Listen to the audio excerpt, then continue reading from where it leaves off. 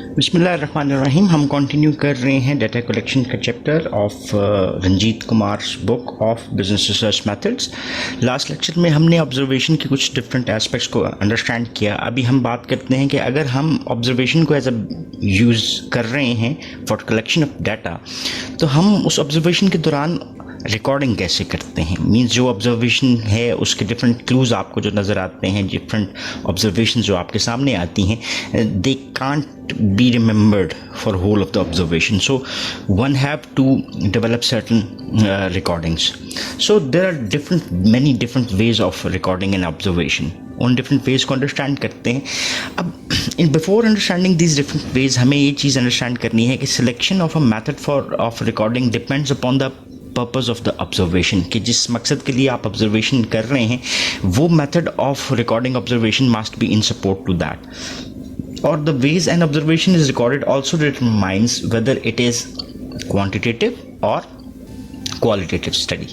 Basically जो आपको narrative method of recording observation नज़र आएगा एंड डिस्क्रिप्टिव रिकॉर्डिंग जो है it's mainly used in qualitative research. लेकिन अगर आप क्वांटिटेटिव स्टडी करने जा रहे हैं तो you would record an observation in categorical forms और ऑन अ न्यूमेरिकल स्केल। इस चीज़ को हमने लास्ट लेक्चर में भी डिस्कस किया था, बिकॉज जब आप कैटेगोरिकल फॉर्म में कर रहे हैं तो उसको कोड किया जा सकता है, और न्यूमेरिकल स्केल जो है आपका पहले से ही आपको डाटा जो दे रहा है वो क्वांटिटेटिव नेचर का होता है। सो ईच मेथड को हम अंडरस्टैंड करने की कोशिश करते हैं। पहला मेथड जो हमारा है that is termed as narrative recording. What is narration? Narration हम कहते हैं नसर को, यानी जो हमारे पास ये सारा राइटअप आपको नज़र आ रहा है ये क्या है, एक नरेशन है।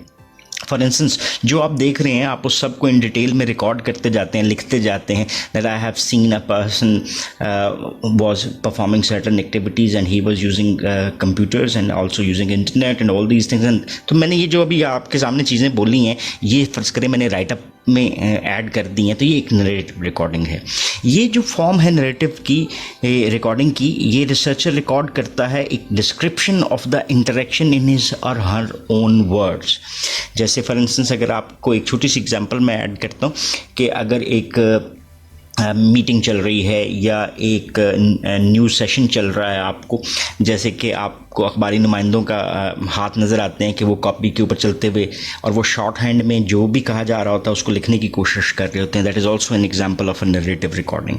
So this type of recording clearly falls in the domain of qualitative research, because आपने जो भी रिस्पॉन्स लिया उसको नसर की सूरत में, वर्ड्स और सेंटेंसेस की सूरत में राइट डाउन करती है। So usually a researcher makes brief notes while observing the interaction and then soon after completing the observation makes detailed notes in narrative form.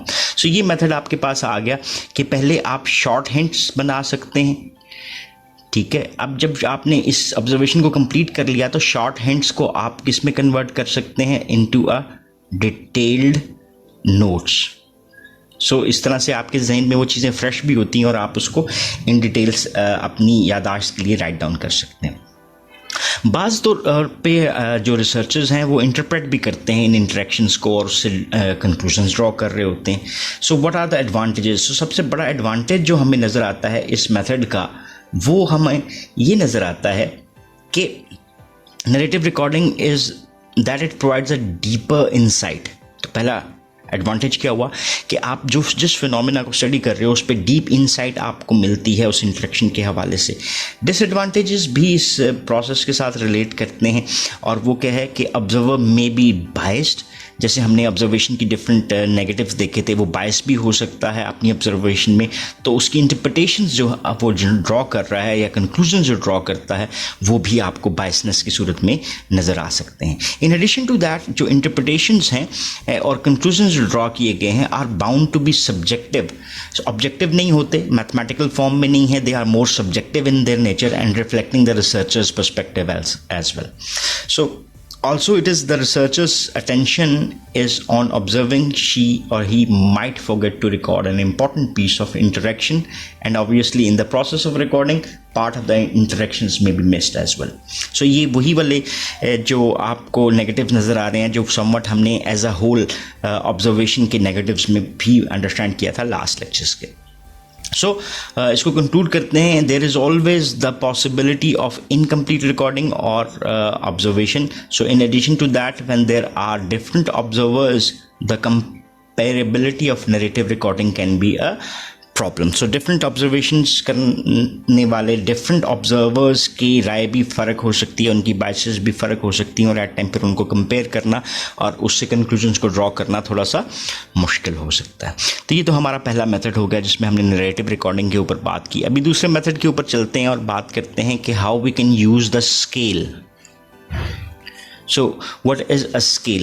Eight times जो कुछ ऑब्जर्वेशंस प्रोसेस हम चल रहे हैं उसमें हम स्केल को डेवलप कर लेते हैं in order to rate various aspects of the interaction और द फिनोमेना. सो रिकॉर्डिंग किस तरह से की जाती है? स्केल के ऊपर, जो कि डेवलप्ड स्केल होता है. Definitely it might be developed by the researcher himself, और देन ऑब्जर्वर्स को ये दे दिया जाता है, उसके ऊपर उसकी ट्रेनिंग्स प्रोवाइड कर दी जाती हैं कि ऑब्जर्वर्स किस तरह से स्केल को यूज़ कर सकते हैं. अब ये स्केल्स उनसे हैं, ये 1, 2 और 3 डायरेक्शनल स्केल भी हो सकते हैं. डिपेंड करता है आपके किसके ऊपर, पर्पस ऑफ योर ऑब्जर्वेशन. सो इसको अभी देखते हैं. एक फिगर 9.2 जो हमारे पास है उसमें इस एक स्केल को दिया गया है कि जिसको हम यूज़ करते हैं रिकॉर्डिंग के लिए विद द ग्रुप. ये हमारे सामने ये एक एग्जांपल नज़र आ रही है स्केल की. जैसे फॉर इंस्टेंस आपको, जैसे हमने बात की, ये वो डिफरेंट एस्पेक्ट्स हैं जिसके ऊपर हमने इस ऑब्जर्वेशन को कंडक्ट करना है. और देन आपको 3 डायमेंशनल स्केल नज़र आ रहा है. पहली डायमेंशन कौन सी है जी? पॉजिटिव, दूसरी न्यूट्रल की, और तीसरी नेगेटिव की. सो फॉर इंस्टेंस ये if any one rates the observation as 0 तो वो न्यूट्रल ऑब्जर्वेशन की जा रही है. और the more you move towards the right side, left side 1, 2, 3, 4, 5 तो आप पॉजिटिव को कर रहे हैं, और द मोर टूवर्ड्स नेगेटिव तो वो राइट साइड पे जा रहा है. जैसे फॉर इंस्टेंस पार्टिसिपेंट्स की एक ऑब्जर्वेशन मैंने यहाँ पर कर दी, दूसरी रेपो के हवाले से ये थी.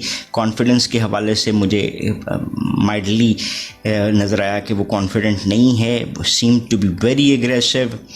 और देन जी ये हमारे पास देख लें जी डिफरेंट ऑब्जर्वेशंस आ गई. सो this is how, for instance आप इस एग्जांपल को इसी तरह से ले सकते हैं कि आई वाज द ऑब्जर्वर, और किसी ऑब्जर्वेशन के दौरान मैंने इस तरह से इस स्केल को फिल किया है. So this is an example of observation recording on a scale as well. So ये स्केल डिज़ाइन किए जाते हैं कि हम अपनी ऑब्जर्वेशन को इन डिटेल क्रिएट कर सकें. सो मेन एडवांटेज जिसका आपको क्या नज़र आता है कि जब आप स्केल को यूज़ कर रहे हैं इन रिकॉर्डिंग ऑब्जर्वेशन, कि you do not need to spend time on taking detailed notes जैसे हमने नरेटिव्स की बात की, और can thus concentrate on the observation as well. So आपने उस ऑब्जर्वेशन को लिया, उस एस्पेक्ट के ऊपर ऑब्जर्वेशन की, कंप्लीट आपकी अटेंशन उस ऑब्जर्वेशन की तरफ थी, and you took a moment to write the scale. So ये इसका एक बहुत बड़ा एडवांटेज आ जाता है आपको. ऑन द अदर हैंड अगर बात करते हैं तो problems with using a scale are that it does not provide specific and in depth information about the interaction. So in depth information तो आपको नहीं मिली, ये इसका एक नेगेटिव आता है. दूसरा एक और एडिशनल आपको नेगेटिव क्या नज़र आता है कि रिकॉल जो है वो भी उस तरह से पॉसिबल नहीं होता. जैसे आपने अगर नरेटिव में सेंटेंसेस को पढ़ा तो आपको थोड़ी सी डिटेल याद आ जाएगी, लेकिन जब आपने उसको 1, 2, 3, 4, 5 के स्केल के ऊपर मेजर किया हुआ है तो फिर रिकॉल करना मुश्किल हो जाता है. सो इन एडिशन आप कुछ देख लेते हैं कि एरर्स क्या हो सकते हैं. यहाँ पे हम 3 एरर्स के ऊपर बात कर रहे हैं जब हम स्केल्स को यूज़ कर रहे हैं. पहला एरर है, इसको हम कहते हैं एरर ऑफ सेंट्रल टेंडेंसी.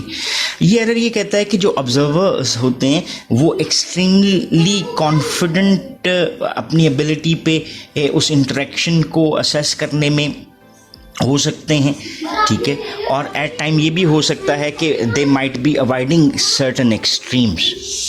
और वो एक्सट्रीम्स को जब हम अवॉइड कर रहे होते हैं तो इसका मतलब क्या हुआ कि अगर हमारा ये एक स्केल बनता हुआ दिखाई देता है तो हम उसके मोस्टली सेंटर को फिल ज़रूर करते हैं, लेकिन हम किसी एक्सट्रीम की तरफ, चाहे पॉजिटिव है नेगेटिव एक्सट्रीम है, उसकी तरफ नहीं जाते. So most of the responses will fall under the category, जो कि फॉर इंस्टेंस अगर ये 1 है, 2 है, ये 3 है और ये 4 है और 5 है, तो most of the responses will be in between 2 and 4. सो ये क्या हुआ जो राइटली डिपिक्ट नहीं कर रहा होता आपको डाटा। सो आपके लिए ये एरर क्या कहला रहा है? Error of central tendency. दूसरा जो हमारे पास आता है एरर, वो क्या है? Evaluation effect. कुछ ऑब्जर्वर्स जो हैं वो किसी स्पेसिफिक सेक्शन को प्रेफर कर रहे होते हैं स्केल के ऊपर, शायद वो उनकी लाइकलीनेस ज़्यादा होती है, उनकी ट्रेनिंग के एलिमेंट में उन चीज़ों के ऊपर उनका इंटरेस्ट ज़्यादा हो सकता है। और जब ऑब्जर्वर्स उस एस्पेक्ट में particular part on the scale को रिकॉर्डिंग और इंटरेक्शन के हवाले से देख रहे होते हैं, तो फिर इस सूरत में हमें राइट का टाइप ऑफ डाटा उस तरह से नहीं मिल रहा होता। इस प्रॉब्लम को हमने क्या कहा? That is what is called as a evaluation effect. जो तीसरा एरर हमें नज़र आता है वो है जी हालो इफ़ेक्ट। कि जब एक हालो इफ़ेक्ट बेसिकली एक एरर है, ऐसा है जिसमें हम किसी इंडिविजुअल के एक कैरेक्टरिस्टिक को बेस बना लेते हैं और उसी की बेस के ऊपर बाकी जजमेंट्स को इन्फ्लुएंस करते जाते हैं। ठीक है। अभी another type of error that may be introduced is when the way an observer rates an individual on one aspect of the interaction influences the ways he rates that individual on another aspect of the interaction। इसको मैं छोटी सी example देता हूँ। जैसे हम अगर teacher हैं और हम किसी इंडिविजुअल के पेपर को असेस कर रहे हैं और पहला सवाल बहुत अच्छा है, तो शायद हम बाकी पेपर में उस अच्छे इमेज की बेस के ऊपर बाकी क्वेश्चंस को भी जज कर लें, और अगर एक क्वेश्चन का आंसर बुरा है तो हम शायद पूरे के पूरे जो असेसमेंट है उसको भी नेगेटिव कर लें। सो ये हमारे पास क्या है जी? हालो इफेक्ट एरर। इसके बाद बात करते हैं हम किसकी जी? Categorical recording. What is this categorical recording? जैसे हम कहते हैं येस और नो, क्या है? ये कैटेगरीज हैं। Strongly disagree, disagree, neutral, agree, strongly agree, ये क्या है? This is also a categorical scale. So sometimes एक observer may decide to record his or her observations using categories as well. So ये the type of and number of categories depend upon the type of interaction and the observer's choice about how to classify the observation as well. So आपकी research का purpose इसके साथ काफ़ी हद तक relate कर रहा है। कुछ एग्जांपल्स को देख लेते हैं। जैसे पैसिव एक्टिव्स, ये 2 कैटेगरीज हैं। इंट्रोवर्ट, एक्सट्रोवर्ट, ये भी 2 कैटेगरीज हैं। ऑलवेज, समटाइम्स, नेवर, 3 कैटेगरीज आ जाती हैं। और जैसे हमने स्ट्रांगली डिसएग्री वाली बात की तो ये 5 कैटेगरीज आ जाती हैं। So use of categories to record an observation may suffer from the same problem. जैसे हम स्केल की प्रॉब्लम्स को शेयर कर रहे हैं कि एट टाइम हम सेंट्रल टेंडेंसी के एरर के ऊपर आ सकते हैं, एट टाइम हालो इफेक्ट भी उसके ऊपर फेस करना पड़ सकता है। और जो लास्ट हमारी जाती है, recording and observation on electronic device. So observations can also be recorded on first video tapes और other electronic devices and then analyse. So इसमें ऑडियो रिकॉर्डिंग भी हो सकती है, वीडियो टेपिंग भी हो सकती है। So it depends upon the purpose of the research कि हम किस मेथड को ज़्यादा प्रेफर कर सकते हैं।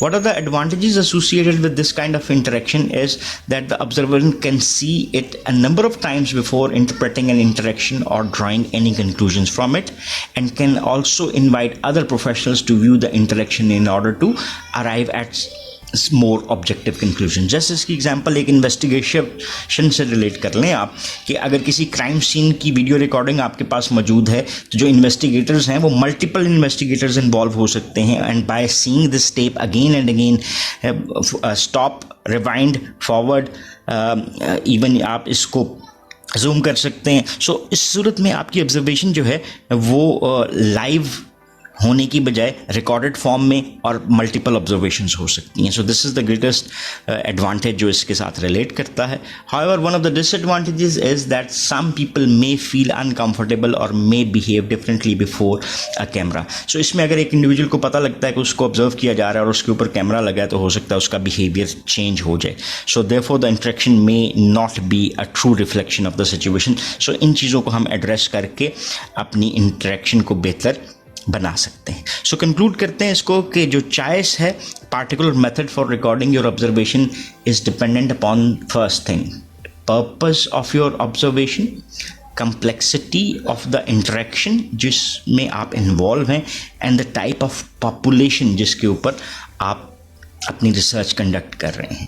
सो इम्पॉर्टेंट है आपके लिए कंसिडर करना कि आप इन सारे फैक्टर्स को कंसिडर करते हुए अबव मेंशन जो भी हमारे पास डिफरेंट मेथड्स आते हैं उसमें से एक को, या if required more than one scale can also be used.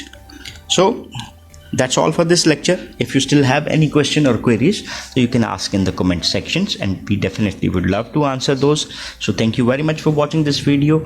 Have a nice time. Allah Hafiz.